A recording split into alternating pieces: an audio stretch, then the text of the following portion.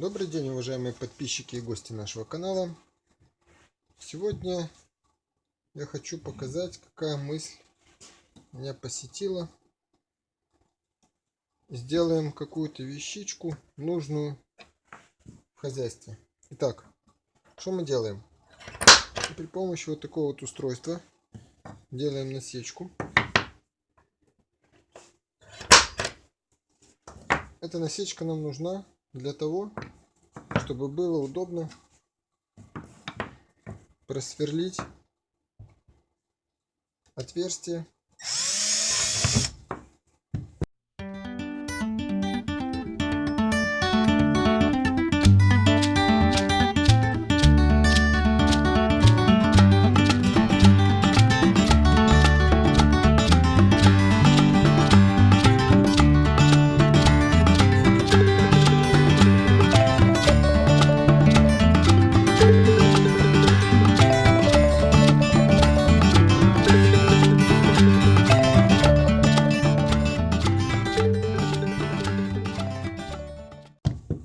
Все, у нас есть прихваты, но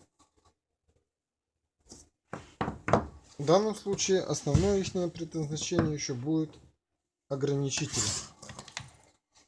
Ограничители шнура. Объясню почему. Потому что я планирую сейчас делать на нитку ниток. И чтобы они не слетали с наших вешалок, они упирались